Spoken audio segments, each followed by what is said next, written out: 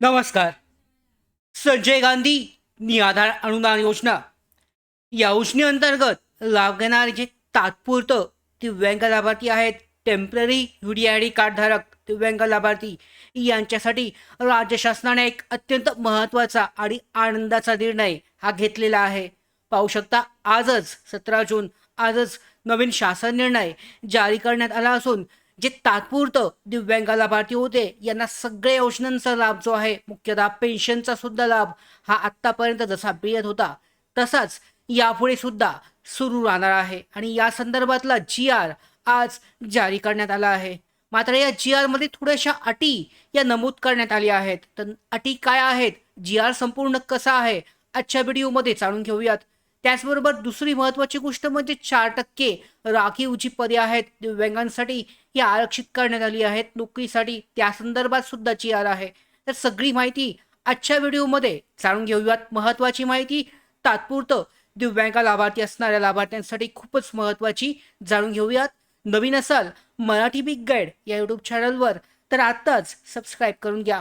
त्याचबरोबर बेल आयकॉनला सुद्धा क्लिक करा, म्हणजे सगळ्या महत्त्वाच्या अपडेट तुमच्यापर्यंत वेळेवर पोहोचतील. तर व्हिडिओला सुरुवात करूयात. सगळ्यात पहिल्यांदा तुमच्या समोर पाहू शकता हा शासन निर्णय दिसतोय. तात्पुरतं दिव्यांग टेम्पररी UDID प्रमाणपत्र असलेल्या लाभार्थ्यांना विशेष सहाय्य योजनांचे लाभ सुरू ठेवण्याबाबतचा हा GR आहे. महाराष्ट्र शासन दिव्यांग सक्षमीकरण विभाग यांच्यामार्फत हा शासन निर्णय जारी करण्यात आला आहे. तर संपूर्ण माहिती जाणून घेऊयात कशा पद्धतीने या GR मध्ये बदल झालेत. दिव्यांग बांधवांसाठी एक अतिशय महत्त्वाची अशी अपडेट आहे. महाराष्ट्र शासनाने 17 जून 2026 रोजी एक नवीन शासन निर्णय म्हणजेच GR जारी केला आहे. आणि हा निर्णय विशेषतः टेम्पररी UDID कार्डधारकांसाठी लागू करण्यात आला आहे. सर्वप्रथम एक गोष्ट स्पष्ट करून सांगतो की हा निर्णय फक्त टेम्पररी UDID कार्ड असलेल्या लाभार्थ्यांसाठी आहे.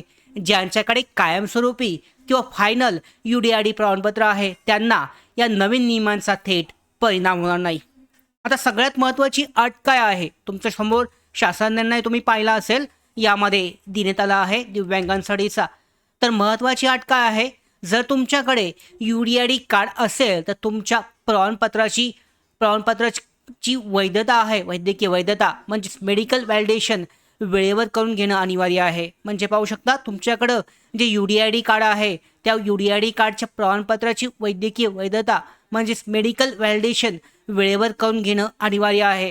तुमच्या प्रमाणपत्राची मुदत संपण्यापूर्वी डॉक्टर किंवा अधिकृत वैद्यकीय प्राधिकरणाकडून त्याचं नूतनीकरण पुन्हा रिन्युवेशन जे आहे करून घ्यावं लागेल. किंवा जर तुम्हाला कायमस्वरूपी मिळत असेल तर कायमस्वरूपी सुद्धा तुम्ही घेऊ शकता. आता समजा 2027ला तुमचं संपणार आहे तर त्यावेळेला तुम्हाला व्हॅलिडेशन करून पुन्हा नूतनीकरण करून घेणं कंपल्सरी असणार आहे, आवश्यक असणार आहे.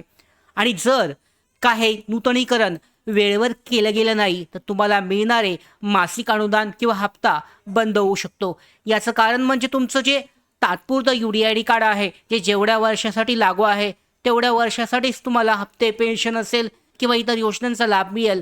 मात्र जर का ते बंद असेल त्यानंतरनं पुन्हा रिन्युवेशन नूतनीकरण केलं नाही तर त्यानंतरनं तुमचे हप्ते बंद होऊ शकतात. तर सरकारने तहसीलदार आणि नायब तहसीलदारांना सुद्धा मोठी जबाबदारी दिली आहे. त्यांनी स्वावलंबन पोर्टलवर टेम्पररी UDID प्रमाणपत्रांची पडताळणी करून राज्य शासनाला अहवाल पाठवण्यासंदर्भात माहिती दिलेली आहे. अहवाल पाठवायचा आहे. मात्र पाहू शकता फक्त प्रशासनावर अवलंबून राहू नका. स्वतः तहसील कार्यालयात जाऊन संपर्क साधून तुमची नोंद आणि पडताळणी पूर्ण झाली आहे का नाही याची खात्री करा. जर का तुम्ही टेम्पररी UDID कार्डधारक असाल तर तुमच्यासाठी ही महत्त्वाची गोष्ट.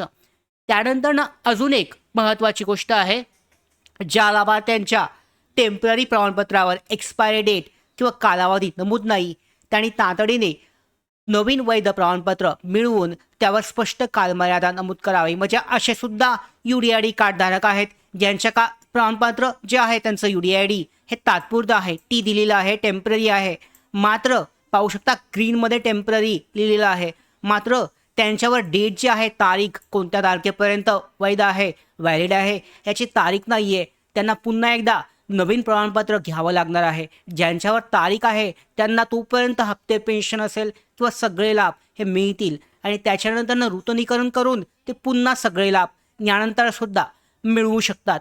तर कारण जर पाहिलं तुम्ही तर एक्सपायरी डेट नसल्यास पोर्टलवर तुमची योग्य नोंद जी आहे ही होणार नाही आणि तुम्हाला अनुदान जे आहे पेन्शन मिळण्यात अडचणी येऊ शकतात. महाआयटी आणि संबंधित यंत्रणांना सुद्धा ह्या म्हणजे ज्या पोर्टल आहेत या पोर्टलवर सुद्धा आदेश देण्यात आले आहेत की सर्व टेम्पररी लाभार्थ्यांची एक्सपायरी आणि व्हॅलिडेशन माहिती DBT आणि स्वावलंबन पोर्टलवर व्यवस्थित नोंदवावी, जेणेकरून त्या तारखेनंतरनं त्यांचं रिनोव्हेशन झालं नाही तर त्यांचे हप्ते डायरेक्टली बंद होऊ शकतात. तर टेम्पररी UDID कार्ड धारकांसाठी ही खूपच महत्त्वाची अपडेट आहे आणि याचा सरळ अर्थ असा होतो की शासन अनुदान देण्यासाठी तयार आहे, पण त्यासाठी सर्व जे नियम आहे आणि प्रक्रिया हे पूर्ण असणं आवश्यक आहे. महत्त्वाचे मुद्दे पाहूयात. 7 अत्यंत महत्त्वाचे मुद्दे आहेत. तर त्यासाठी पाहू शकता पहिला महत्त्वाचा मुद्दा म्हणजे हा निर्णय जो आहे शासन निर्णय तुम्हाला मी दाखवला हा फक्त UDID कार्ड धारकांसाठी जारी करण्यात आलेला आहे. दुसरा महत्त्वाचा मुद्दा म्हणजे प्रमाणपत्राची वैद्यकीय वैधता ही वेळेवर तपासून घेणं आवश्यक आहे. तिसरा महत्त्वाचा मुद्दा म्हणजे एक्सपायरी डेट जी आहे तुमची 2027 असेल, समजा मार्च 2027 असेल तर त्या अगोदर नूतनीकरण करून घेणं कंपल्सरी आवश्यक आहे. जर का नूतनीकरण केलं नाही तर तुमचं हप्ते, पेन्शन, सगळ्या योजनांचा लाभ हा बंद होऊ शकतो. चौथा महत्त्वाचा मुद्दा म्हणजे तहसील कार्यालयाकडून पडताळणी झाली आहे का नाही, व्हेरिफिकेशन झालं आहे का नाही याची खात्री करा, ते सुद्धा महत्त्वाचं आहे. पाचवा सगळ्यात महत्त्वाचा मुद्दा म्हणजे स्वावलंबन आणि DBT पोर्टलवरील तुमची नोंद जी आहे ही बरोबर आहे की नाही हे तपासा.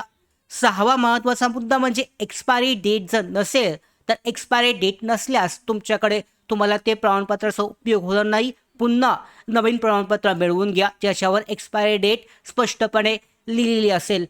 सातवा महत्त्वाचा मुद्दा म्हणजे वेळेवर तुम्ही पाठपुरावा न केल्यास, वेळेवर सगळं करून न घेतल्यास तुमचं अनुदान थांबू शकतं.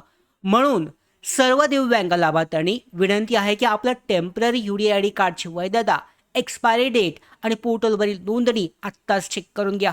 ही माहिती जास्तीत जास्त टेम्पररी दिव्यांग बांधवांपर्यंत पोचवा, कारण योग्य वेळी त्याला माहिती मिळाल्यास अनेकांचे अनुदान बंद होण्यापासून थांबू शकते. तर अशा पद्धतीने अत्यंत महत्त्वाचा असा शासन निर्णय जो आहे राज्य शासनामार्फत टेम्पररी UDID कार्ड धारकांसाठी जारी करण्यात आला आहे आणि या जो जारी करण्यात आलेला जो निर्णय आहे या निर्णयानुसार टेम्पररी म्हणजेच तात्पुरतं UDID कार्ड धारक जे आहेत यांना यानंतर सुद्धा पेन्शनचा लाभ सुरू राहणार आहे. मात्र त्यांनी जी महत्त्वाची गोष्ट आहे हे करणं आवश्यक आहे. यानंतरचे हप्ते सुद्धा त्यांना वेळेवर मिळणार आहेत. आता महत्त्वाची गोष्ट म्हणजे 21 तारखेपर्यंत पोर्टल बंद आहे.